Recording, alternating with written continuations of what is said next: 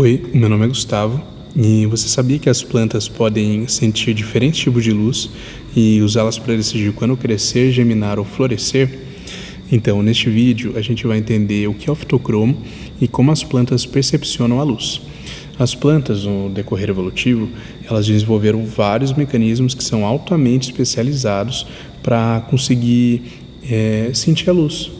E um desses mecanismos é o fitocromo, que ele é muito importante e fundamental na mediação das respostas fisiológicas à luz, como, por exemplo, a germinação, o alongamento caulinar, a fotomorfogênese e a indução floral.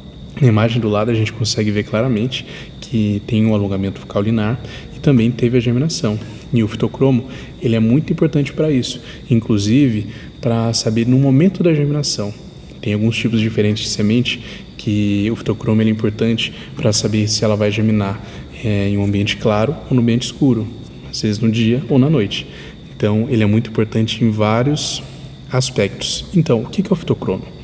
Ele é um fotorreceptor das plantas que é responsável por perceber a qualidade e a quantidade de luz no ambiente. Então, ele é sensível à luz vermelha e à luz vermelha distante, ou vermelho extremo. Ele é constituído por uma proteína que é ligada a um cromóforo, que é uma molécula que absorve a luz. E ele detecta variações na qualidade da luz e a relação da luz vermelha à vermelha distante.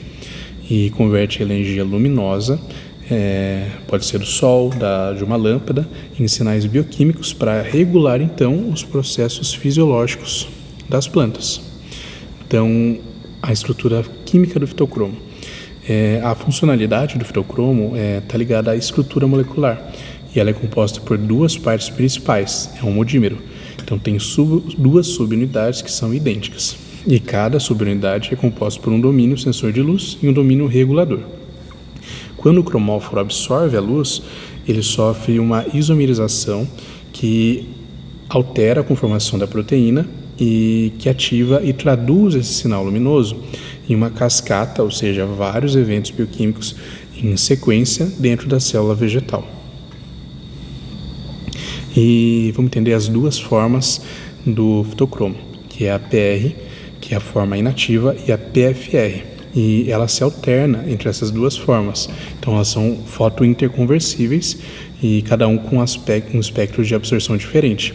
Por exemplo, a forma PR, que é inativa, ela absorve preferencialmente a luz vermelha, que está ali por volta de 660 nanômetros no comprimento de onda, e a forma PFR, que é ativa, ela absorve preferencialmente a luz vermelho distante, ou vermelho extremo, que está mais próximo, por exemplo, do infravermelho, ali por volta de 730 nanômetros.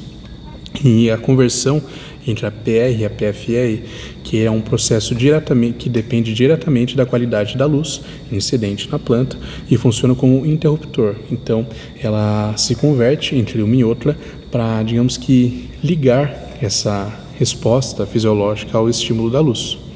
E quais são as aplicações importantes na agricultura, por exemplo? Não só na agricultura, mas no manejo, né?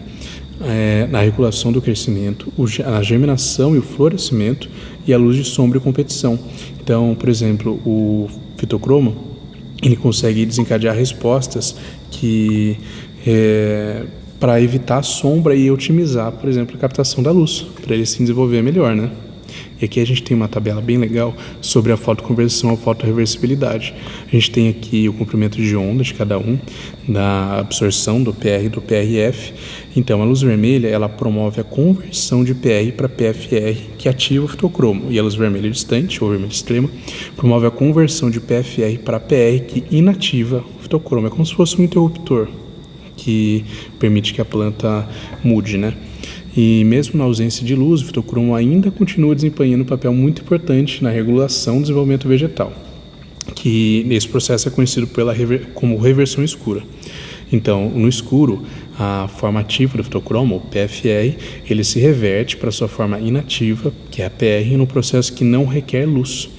E é um processo de reação térmica que é essencial para redefinir o estado do fitocromo após um período de exposição à luz. Por exemplo, ao sinalizar,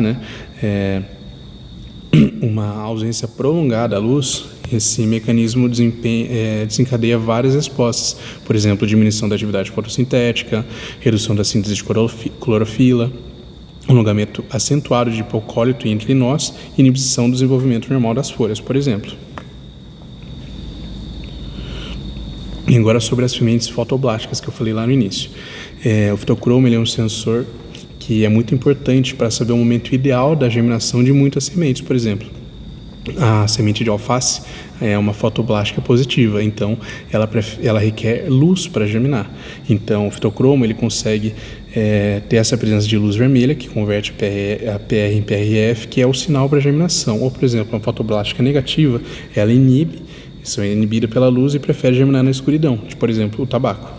E essa espécie a luz pode levar à dormência, então se estiver num ambiente muito claro, ela não vai germinar, ela vai continuar ali sem germinar.